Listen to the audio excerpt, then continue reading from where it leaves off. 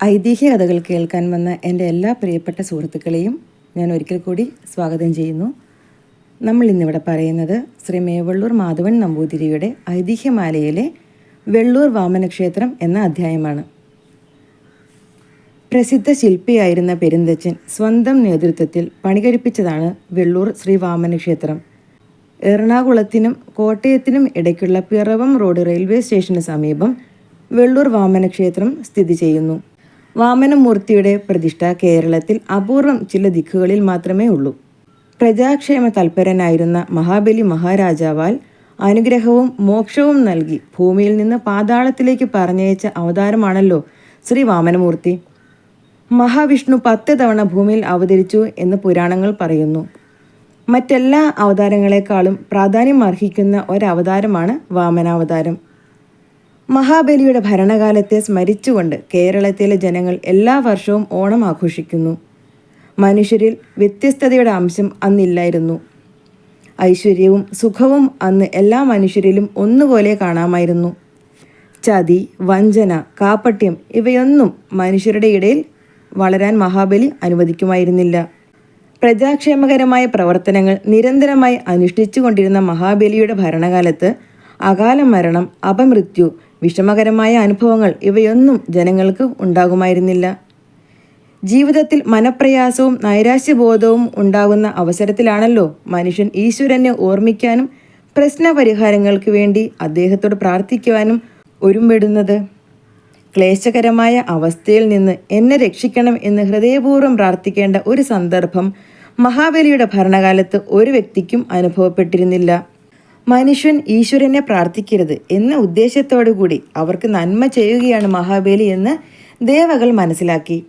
മഹാബലിയുടെ ഭരണം ഏറെ നാൾ പുരോഗമിച്ചുകൊണ്ടിരുന്നാൽ ജനങ്ങളിൽ നിന്ന് ദേവന്മാർക്ക് കിട്ടേണ്ട എല്ലാ ഭക്ത്യാദരങ്ങളും എന്നേക്കുമായി നഷ്ടപ്പെടാൻ ഇടയായെങ്കിലോ എന്ന ഭയം അവരുടെ ഇടയിൽ പരിഭ്രാന്തി ഉളവാക്കി. ദേവാംശഭൂതന്മാരായ എല്ലാവരും കൂടി ഒത്തൊരുമിച്ച് ഇക്കാര്യം ചർച്ച ചെയ്തു. മഹാബലിയുടെ ഭരണം അവസാനിപ്പിച്ചെങ്കിലേ തങ്ങൾക്ക് ഭൂതലത്തിലുള്ള ആധിപത്യം നിലനിർത്താനാവൂ എന്നവർ ഏകകണ്ഠമായി തീരുമാനമെടുത്തു. ദേവജനങ്ങളുടെ നേതാവും ആരാധകനും മഹാവിഷ്ണു അല്ലാതെ മറ്റാരുമായിരുന്നില്ല. ദേവജനങ്ങൾ എല്ലാവരും ഒത്തുചേർന്ന് ഒരു ദിവസം മഹാവിഷ്ണുവിൻ്റെ അടുക്കൽ ചെന്ന് ലോകസ്ഥിതി അതിൻ്റെ യഥാർത്ഥ രൂപത്തിൽ അദ്ദേഹത്തെ ധരിപ്പിച്ചു. മഹാബലിയുടെ വളർച്ച തടയാൻ അങ്ങ് വിചാരിച്ചാൽ മാത്രമേ എന്തെങ്കിലും സാധിക്കുകയുള്ളൂ എന്ന് അവരെല്ലാവരും അഭിപ്രായപ്പെട്ടു. തൻ്റെ അനുയായികളുടെ അഭിപ്രായം മഹാവിഷ്ണു കണക്കിലെടുത്തു. മഹാബലിയുടെ വളർച്ച ദേവകൾക്ക് പൊതുവെ ദോഷം ചെയ്യാൻ സാധ്യതയുള്ളതാണെന്ന് വന്നിരിക്കുന്നു. ഏതെങ്കിലും ഉപായം സ്വീകരിച്ച് മഹാബലിയെ ഭൂമിയിൽ നിന്ന് തന്നെ നിഷ്കാസനം ചെയ്യേണ്ടിയിരിക്കുന്നു എന്ന് മഹാവിഷ്ണു കണക്കാക്കി. മഹാബലിയെ നേരിട്ട് എതിർത്ത് തോൽപ്പിക്കാൻ കഴിവുള്ള ഒരാളും ഭൂമുഖത്തെന്നല്ല ദേവലോകത്തും ഉണ്ടായിരുന്നില്ല. മഹാവിഷ്ണു വാമനനായി അവതരിച്ചു. മനുഷ്യവേഷം സ്വീകരിച്ചു. ചക്രവർത്തിയായ മഹാബലിയെ സമീപിച്ചു. ചമത എന്ന കർമ്മം നടത്തുന്നതിന് തനിക്ക് 3 അടി മണ്ണ് വേണമെന്ന് യാചനാഭാവത്തിൽ പറഞ്ഞു. ഉപനയനം കഴിഞ്ഞ് സമാവർത്തനത്തിനിടെയുള്ള കാലത്ത് ദിവസേന ബ്രഹ്മചാരികൾക്ക് ചമതയിടണമെന്നത് ഒഴിവാക്കാൻ വയ്യാത്ത ഒരു കർമ്മമായിരുന്നു. ഉപനയനം കഴിഞ്ഞ് കൗപീന മാത്രധാരിയായി തൻ്റെ മുമ്പിൽ നിൽക്കുന്ന ഈ കൊച്ചുപയ്യൻ്റെ അപേക്ഷ യാചന ധാർമ്മികമായി കണക്കിലെടുക്കേണ്ടതല്ലേ? അയാൾക്ക് സ്വന്തമായി ഭൂമിയില്ല. ചമത എന്ന കർമ്മം നടത്തുന്നതിന് സ്വന്തം മണ്ണ് ആവശ്യവുമാണ്.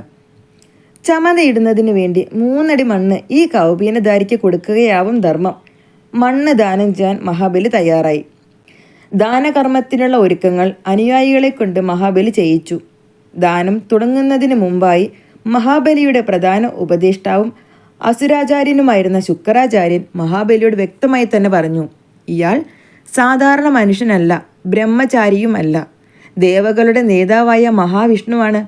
ഇയാൾക്ക് ഒരു കാരണവശാലും മണ്ണ് കൊടുത്തു പോകരുത്. അഥവാ കൊടുത്തു പോയാൽ അയാൾ നിങ്ങളുടെ കയ്യിൽ നിന്ന് ഈ ഭൂമി മുഴുവനായി തന്നെ എങ്ങനെയും തട്ടിയെടുക്കാതിരിക്കില്ല. ഇത്ര വ്യക്തമായ മുന്നറിയിപ്പ് ലഭിച്ചിട്ടും മഹാബലി തൻ്റെ നിശ്ചയത്തിൽ നിന്ന് വ്യതിചലിച്ചില്ല. ശുക്രാചാര്യർ ക്ഷുഭിതനായി. ഭൂമിദാനം കൊടുക്കുന്നതിന് മുമ്പ് ജലതർപ്പണത്തിന് മഹാബലി വെച്ചിരുന്ന കിണ്ടിയുടെ വാലിൽ ഒരു പ്രാണിയുടെ രൂപത്തിൽ കയറിയിരുന്ന് ശുക്രാചാര്യർ ജലം വരുന്നത് തടയാൻ മനഃപൂർവ്വം ശ്രമിച്ചു. ജലതർപ്പണം നടത്തിയെങ്കിലേ ഭൂമിദാനം ചെയ്യാൻ സാധിക്കുകയുള്ളല്ലോ. ഒരു ദർഭയെടുത്ത് കിണ്ടിയുടെ വാലിൽ മഹാബലി അറിയാതെ കുത്തി. ജലതർപ്പണം ചെയ്യാൻ ആവശ്യമായ വെള്ളം പുറത്തു വരുത്തി. ഭൂമിദാനവും നടന്നു. ദർഭയുടെ മുന കൊണ്ടതുകൊണ്ടാണത്രേ ശുക്രാചാര്യരുടെ ഒരു കണ്ണ് നഷ്ടപ്പെട്ടത്. എവിടെ നിന്നെങ്കിലും 3 അടി മണ്ണ് അളന്നെടുത്തുകൊള്ളുവാൻ മഹാബലി ആ ബ്രഹ്മചാരിക്ക് അനുവാദം കൊടുത്തു. മഹാബലിയുടെ അനുവാദം കിട്ടിയ മാത്രയിൽ ഹ്രസ്വകായനായിരുന്ന ആ ബ്രഹ്മചാരി ഭീമാകാരമായ ഒരു വലിയ മനുഷ്യരൂപമായി മാറിക്കഴിഞ്ഞിരുന്നു.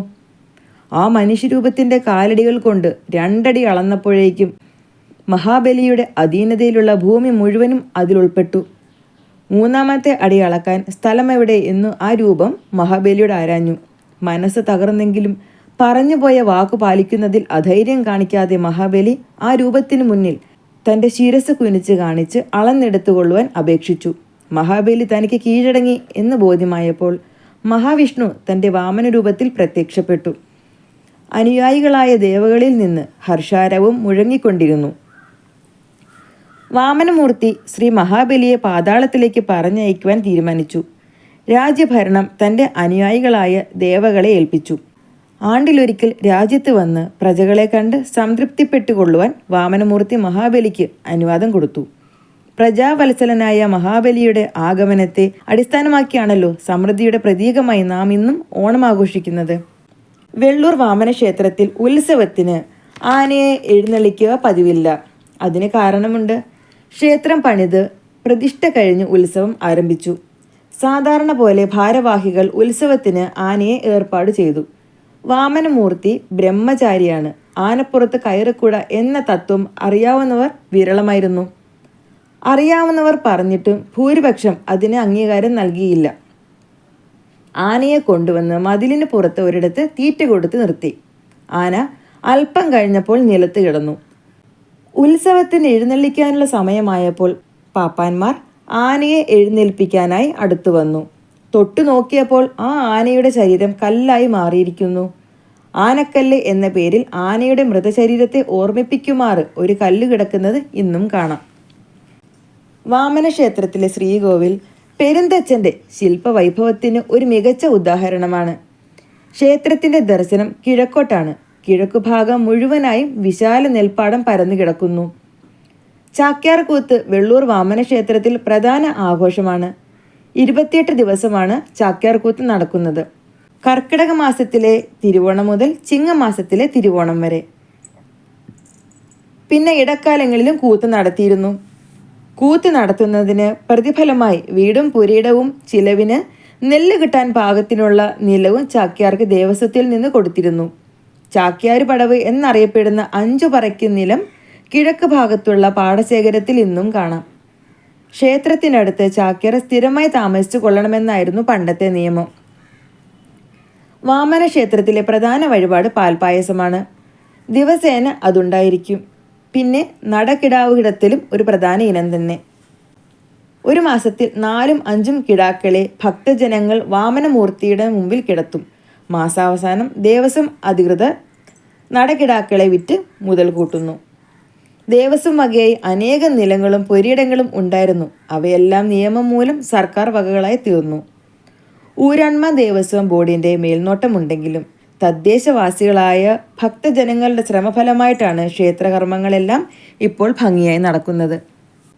നിങ്ങൾക്ക് ഈ കഥ ഇഷ്ടമായെങ്കിൽ ലൈക്ക് ചെയ്യാനും ഷെയർ ചെയ്യാനും സബ്സ്ക്രൈബ് ചെയ്യാനും മറക്കരുത്. മറ്റൊരു കഥയുമായി നമുക്ക് നാളെ വീണ്ടും കാണാം.